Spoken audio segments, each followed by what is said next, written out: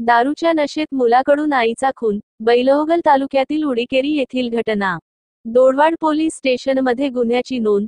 मानवी जीवनाला हुलकावणी देणारी घटना बेळगाव जिल्ह्यातील बैलहोंगल तालुक्यातील उडीकेरी येथील इरान्ना गुराप्पा तेलांगी या अमानवी दारुड्याने शेती नावावर करून देत नसल्याने दारूच्या नशेत स्वतःच्या आईला काठीने मारहाण करून तिचा खून केला आहे।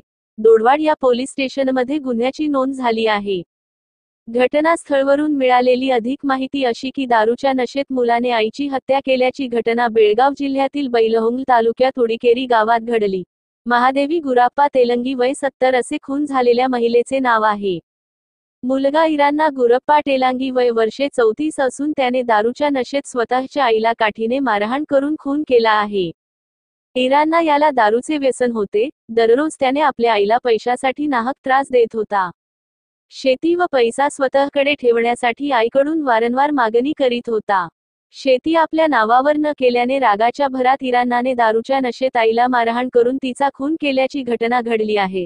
घटनास्थळी डीवायएसपी रवी नाईक, पीएसआय नंदेश प्रवीण कोटी व पोलीस अधिकारी यांनी घटनास्थळी भेट देऊन इरान्ना तेलंगी संशयित आरोपीला अटक केली आहे। सदर गुन्ह्याची नोंद गोडवाड पोलीस ठाण्यात दाखल झाले असून अधिक तपास गोडवाड पोलीस स्टेशनचे अधिकारी करीत आहेत। बोरगावहून प्रतिनिधी अजित कांबळे। स्वाभिमानी रयत क्रेडिट सोसायटी कोगनोळी।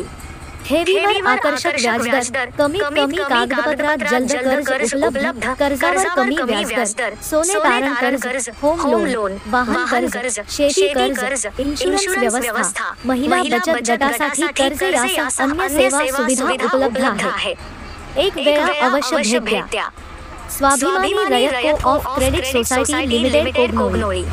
मराठी शाळेच्या समोर कोगनोळी, तालुका निपाणी।